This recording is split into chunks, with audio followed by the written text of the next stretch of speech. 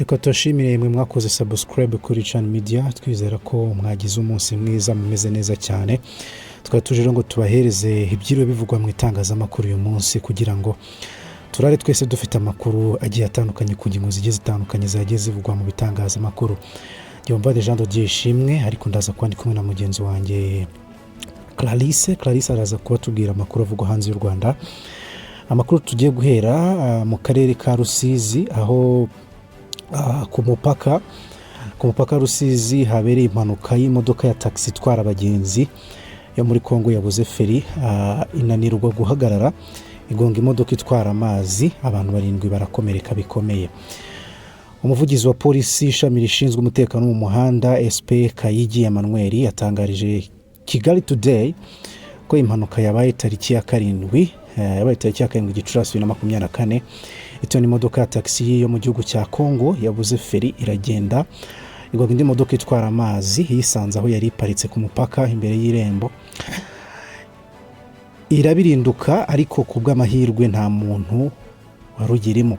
Ati iyo taxi yarimo abantu 7 rivuye Bugarama igiye Bukavu muri Repubulika ya Demokarasi ya Kongo kubera umuvuduko wo kurwana n'amasaha yo kuba yambutse umupaka yabuze feri ananirwa guhagarara agonga imodoka itwara amazi yari iparitse imbere y'irembo. SPK yijya avuga ko abantu 7 bakomeretse bikomeye bahise bajyanwa kwa muganga ngo bitabweho n'abaganga. SPK yiji atanga ubutumwa ku bantu batwara ibinyabiziga kubahiriza amategeko y'umuhanda ndetse no kugenda neza, kuko abatari bo bonyine mu muhanda ko haba hariho n'ibindi binyabiziga mu nzira, bityo bagomba kubaho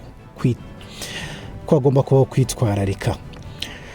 Mu yandi makuru tubafitiye nuko Inyanza mu karere ka Nyanza mu cyobo cy'amazi hasanzwe umurambo w'umwana aho yari kumwe n'abandi, gusa kubw'amahirwe make umwe muri bo arapfa.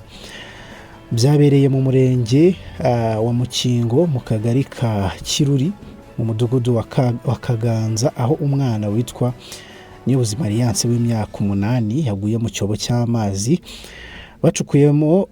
bacukuyemo umucanga kuko nticyahise gisibwa, avuye kuvoma bamuvanamo basanga yapfuye. Umunyamabanga nshingwabikorwa w'umurenge wa Mukingo Ange Kayigi wabwiye umuseke ko nyakwigendera yaragiye kuvoma ariko ajya no kwidumbaguza muri amazi yari muri icyo cyobo ari kumwe n'abandi 4, gusa umwe muri bo niwe wapfuye. Yagize ati baramutabaye gusa bamukuyemo yapfuye. Ubuyobozi bwo muri kariya gace bwasabye ababyeyi kwita ku bana babo birinda icyari cyo cyose cyatuma ubuzima bw'aba bana bujya mu kaga. Yandi makuru twakubwira nuko itsinda ry'abasirikare bakorera ku mupaka wa Tanzania n'u Rwanda bari mu Rwanda mu nama ya 10 ihuza abashinzwe umutekano kuri urwo rwego mu bihugu byombi. Igisirikare cy'u Rwanda kivuga ko kuva ku wa 2 tariki ya 7 z'ukwa 2024 cyakira itsinda ry'abasirikare bo muri Tanzania yowe na Brigadier General Gabriel Elias Kwirigwa. Uyu niwe uyobora ingabo za brigade ya 202 iri ku mipaka ya Tanzania huriraho n'u Rwanda. Abasirikare bakiriwe na Colonel Justice Majyambere uyoboye division ya 5 y'ingabo z'u Rwanda aho bahuriye ku mupaka wa Rusumo. Nyuma bagiye gusura isoko rya Kibare riri mu murenge wa Ndengo mu karere ka Kayonza, rikaba rikunda kuremwa cyane n'abatanzania batuye mu karere ka Karagwe. Abasirikare bazakorana inama n'abo mu Rwanda ibere mu karere ka Nyagatare, nyuma basura ahantu hatandukanye ku mipaka y'ibihugu byombi mu karere ka Kirehe n'akarere ka Kayonza, ndetse banasure pariki y'Akagera. Reka tubaze Clarisse ni biki byo bivugwa mu makuru hanze y'u Rwanda. Impamvu nateguye make yo mu Rwanda nuko nabonye warufite byinshi byo hanze.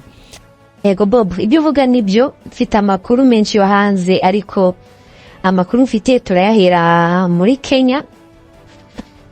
Amakuru avugwa muri Kenya Bob nuko Perezida wa Kenya William Ruto yatangaje ko amashuri azongera gufungura kuwa mbere w'icyumweru gitaha. Perezida yavuze ko iki cyemezo cyafashwe nyuma yo gukora inama n'ishami ry'iteganyagihe ryemeza ko imvura izagabanuka mu minsi iri imbere. Amashuri yagombaga gufungura ku ya 29 Mata 2024, ariko Minisiteri y'Uburezi yongereye iminsi y'ikiruhuko bidaturutse ku bushake ahubwo biturutse ku biza by'imvura byateje umwuzure mwinshi mu gihugu hose. Perezida yatangaje kandi ko ku wa gatanu utaha hashyizweho ikiruhuko rusange cyo kwibuka abibasiriwe n'umwuzure.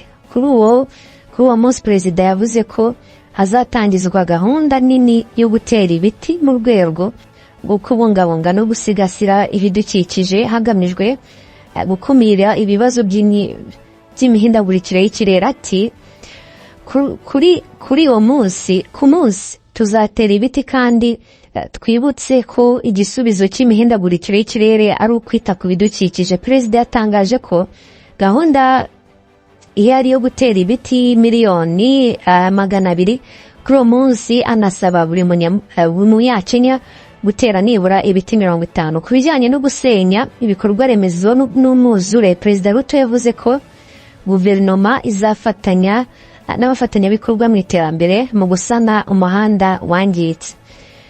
Bobo tunyarukiye muri Repubulika ya Demokarasi ya Kongo, nuko imirwano yongeye kubura. Ni imirwano mishya yavuzwe kuva mu gitondo cyo kuri uyu wa gatatu tariki ya 8 Gicurasi 2024 mu misozi myinshi iri mu mujyi wa Sake, uri nko mu birometero 20 uvuye i Goma. Iyi mirwano yahuje inyeshyamba za M23 n'ingabo za FRDC zishyigikiwe n'imitwe y'abazalendo n'ingabo z'amahanga.